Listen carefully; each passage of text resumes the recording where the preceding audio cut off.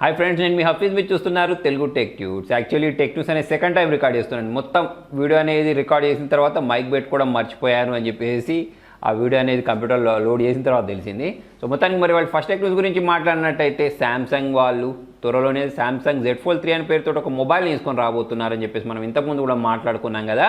అయితే వీళ్ళు ప్రతిసారి ఎగ్జినోస్ ప్రాసెసర్ తోటి కాకుండా స్నాప్డ్రాగన్ ట్రిప్లెట్ ప్రాసెసర్ తోటి తీసుకొని రాబోతుండేది తెలుస్తుంది. ఓన్లీ వరల్డ్ వైడ్గా కాకుండా అంటే గ్లోబల్గానే కాకుండా ఇండియాలో కూడా స్నాప్డ్రాగన్ ట్రిప్లెట్ ప్రాసెసర్ తోటి దీన్ని తీసుకొని రాబోతుండే తెలుస్తుంది. దాంతోపాటు దీనిలో డ్యూయల్ బ్యాటరీస్ యూస్ చేస్తారట. 4250 mAh బ్యాటరీ దీనిలో ఉండబోతున్నట్టయితే తెలుస్తుంది. దీంతోపాటు యాపిల్ వాళ్ళు కూడా ఒక ఫోల్డబుల్ ఫోన్ తీసుకొని రాబోతున్నట్టు ఒక పేటెంట్ అయితే ఫైల్ చేశారు. అవుటర్ వరల్డ్ వైపు ఈ ఫోల్డబుల్ ఫోన్ అయితే ఉండబోతుండే తెలుస్తుంది. జనరల్గా ఐఫోన్ గురించి మాట్లాడినట్టయితే నార్మల్ ఫోన్స్కి చాలా ఎక్కువ కాస్ట్ ఉంటుంది. అటువంటిది వీళ్ళు మరి ఫోల్డబుల్ ఫోన్ తీసుకొస్తా అంటున్నారు.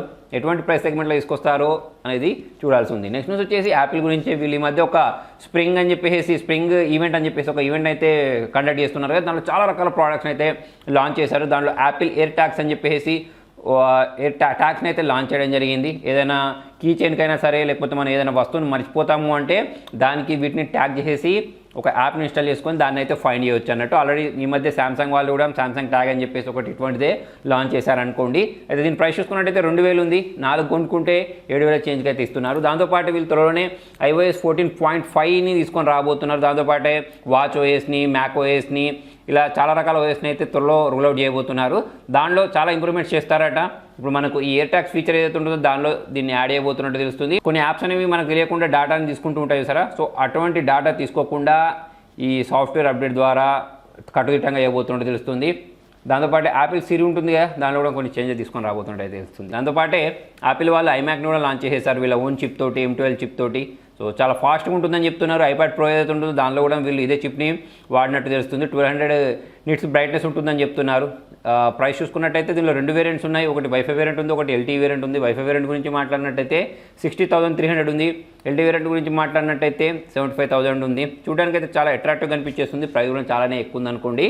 సో మొత్తానికి ప్రీవియస్ ప్రాసెసర్స్తో పోల్చుకున్నట్టయితే వీళ్ళ ఓన్ ప్రాసెసర్ కదా M12, సో అది 75% ఫాస్ట్గా ఉంటుందని చెప్పేసి అయితే వీళ్ళు చెప్తున్నారు. డిఫరెంట్ సైజులలో అయితే దీన్ని లాంచ్ చేయడం జరిగింది. దాంతోపాటు యాపిల్ వాళ్ళ టీవీ ఏదైతే ఉంటుందో, టీవీ అంటే టీవీ అని కాదు, సో మనం జనరల్ నార్మల్ టీవీని స్మార్ట్ టీవీలా మార్చుకోవడానికి అమెజాన్ Fire Sticks లాంటివి దొరుకుతుంటాయి చూసారా. సో అటువంటి దాన్ని అయితే ఒకదాన్ని లాంచ్ చేశారు. 4Kకి సపోర్ట్ చేస్తారు అన్నట్టు.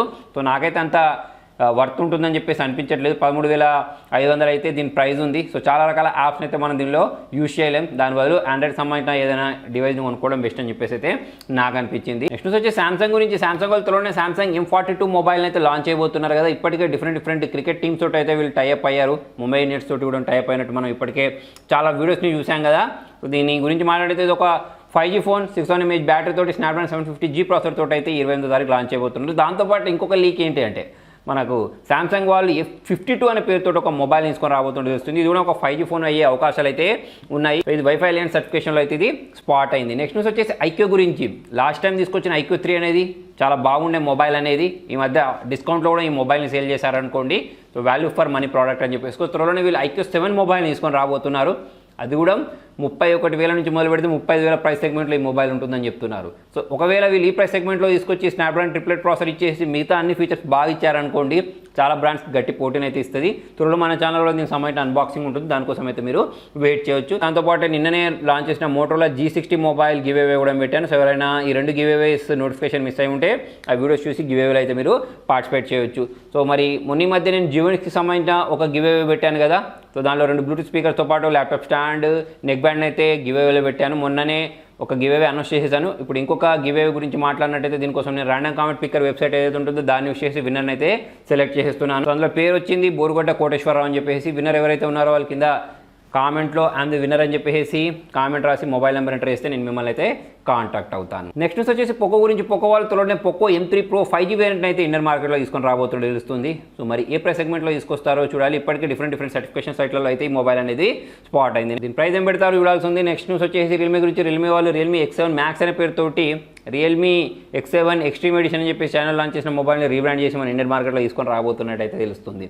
నెక్స్ట్ న్యూస్ వచ్చేసి రియల్మీ గురించి. రియల్మీ వాళ్ళు త్వరలోనే రియల్మీ 15 inches టీవీని తీసుకొస్తారని చెప్పేసి మనం మాట్లాడుకున్నాం కదా. ఇప్పుడు ఇంకొక ట్వీట్ అయితే చేశారు వీళ్ళ CEO మాధవ్ సేత్. 43 inches తోటి ఒక టీవీని లాంచ్ చేయబోతున్నట్టయితే తెలుస్తుంది. నెక్స్ట్ వచ్చేసి మీడియాటెక్ గురించి త్వరలోనే వీళ్ళు 4 నానోమీటర్తో కూడిన ప్రాసెసర్ని మార్కెట్లో తీసుకొని రాబోతున్నట్టు తెలుస్తుంది. శాంసంగ్ వాళ్ళు, షామీ వాళ్ళు ఈ ప్రాసెసర్ని యూస్ చేస్తారని అయితే తెలుస్తుంది. ఇప్పటికే క్వాల్కామ్ వాళ్ళు ఈ ప్రాసెసర్ సెగ్మెంట్లో టాప్లో ఉన్నారు కదా, వీళ్ళకి గట్టి పోటీనిచ్చే విధంగా మీడియాటెక్ వాళ్ళు చాలా ప్రాసెసర్స్ని అయితే డెమెన్సిటీ కేటగిరీలో తీసుకొస్తున్నారు. ఫ్లాగ్షిప్ లెవెల్ ప్రాసెసర్స్ని అయితే తీసుకొస్తున్నారు. ఇలా ప్రాసెసర్స్ని తీసుకొస్తేనే ఒక విధంగా మంచి అని చెప్పేసుకోవచ్చు. ఇప్పుడు ఒక కంపెనీకి పోటీ లేదనుకోండి, వాళ్ళు ప్రైజెస్ని చాలా పెంచుకుంటూ పోతూ ఉంటారు. అంటే ఏకచిత్రాధిపత్యం అంటారు చూసారా, సో అది కొనసాగుతాయి అన్నట్టు. అలా కాకుండా వాళ్ళకి పోటీ ఇచ్చే వాళ్ళు ఉంటే ప్రైజెస్ అనేవి దిగొస్తాయి అన్నట్టు. నెక్స్ట్ న్యూస్ ఫేస్బుక్ మెసెంజర్ గురించి. దీనిలో డేటా లీక్ అవ్వడం మనకు కొత్త ఏం కాదు కదా, ఇప్పుడు మళ్ళీ ఇటువంటి న్యూసే ఒకటి కనిపించేస్తుంది. ఫేస్బుక్ మెసెంజర్లో ఒక ఫేక్ అప్డేట్ లింక్ ద్వారా కొంతమంది హ్యాకర్స్ 80 కంట్రీస్కి సంబంధించిన యూజర్స్ డేటాని హ్యాక్ చేసినట్టయితే తెలుస్తుంది.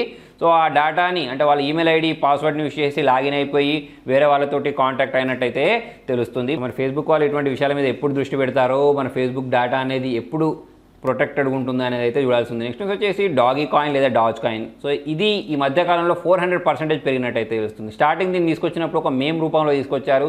సీరియస్గా ఇటువంటి ఒక కాయిన్ వస్తాయని చెప్పేసి తెలియదు. కాకపోతే ఎలన్ మస్క్ ఎవరైతే ఉన్నారో ఆయన చేసిన ట్వీట్ల కారణంగా ఇటువంటి ఒక కాయిన్ మార్కెట్లోకి వచ్చింది. దాని రెప్యుటేషన్ కూడా పెరుగుకుంటూ ఇప్పుడు 400% అయితే దాని వాల్యూ పెరిగినట్టు తెలుస్తుంది. నెక్స్ట్ న్యూస్ ట్విట్టర్ గురించి. ట్విట్టర్ వాళ్ళు త్వరలోనే మన ఇండియాలో ఇంజనీరింగ్ టీం ఉంటుంది చూసారా, వాళ్ళ కోసం జాబ్ ఓపెనింగ్స్ అయితే పెట్టబోతున్నట్టు మనకి ఇంటర్నెట్లో ఒక ఆర్టికల్ ద్వారా తెలుస్తుంది. డిఫరెంట్ డిపార్ట్మెంట్స్ కోసం వీళ్ళు ఈ హైరింగ్ చేయబోతున్నట్టు తెలుస్తుంది. సో ఫ్రెండ్స్, మరి మొత్తానికి ఇది వాళ్ళ వీడియోలో నచ్చితే లైక్ చేయండి. Thank you.